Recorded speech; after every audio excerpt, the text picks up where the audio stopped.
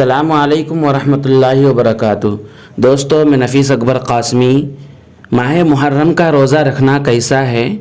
کیا 10ویں تاریخ کے علاوہ بھی روزہ رکھنے کی فضیلت ہے؟ اسی سلسلے میں کسی نے علامہ یوسف بن نوری ٹاون کراچی سے فتویٰ پوچھا ہے۔ سوال: کیا عاشورہ کے علاوہ اور روزے محرم الحرام میں رکھنا ثابت ہے یا نہیں؟ دلیل اور حوالہ کے ساتھ جواب دیں۔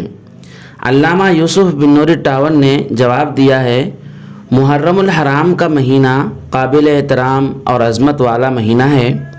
اس میں 10 محرم الحرام کے روزے کی بڑی فضیلت وارد ہوئی ہے۔ رمضان کے علاوہ باقی 11 مہینوں کے روزوں میں محرم کی 10ویں تاریخ کے روزے کا ثواب سب سے زیادہ ہے، اور اس ایک روزے کی وجہ سے گزرے ہوئے ایک سال کے گناہ صغیرہ معاف ہو جاتے ہیں۔ اس کے ساتھ 9ویں یا 11ویں تاریخ کا روزہ رکھنا بھی مستحب ہے، اور یوم عاشورہ کے علاوہ اس پورے مہینے میں بھی روزہ رکھنے کی فضیلت احادیث میں وارد ہوئی ہے، اور آپ صلی اللہ علیہ وسلم نے ماہ محرم میں روزہ رکھنے کی ترغیب دی ہے۔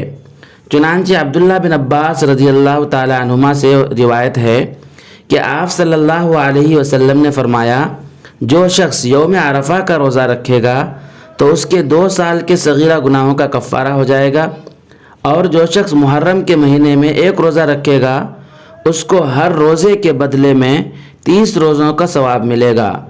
ایک حدیث میں رسول اللہ صلی اللہ علیہ وسلم نے فرمایا کہ افضل ترین روزے رمضان کے بعد ماہ محرم کے ہیں، اور فرض کے بعد افضل ترین نماز رات کی نماز ہے۔ واللہ تعالی عالم۔ اللہ تعالیٰ سے دعا ہے کہ ہمیں ماہ محرم کے روزہ رکھنے کی توفیق عطا فرمائے۔ دوستو، ویڈیو کے سلسلے میں آپ کی کیا رائے ہے؟ ایک اچھا سا کمنٹ کر کے ہمیں ضرور بتلائیں۔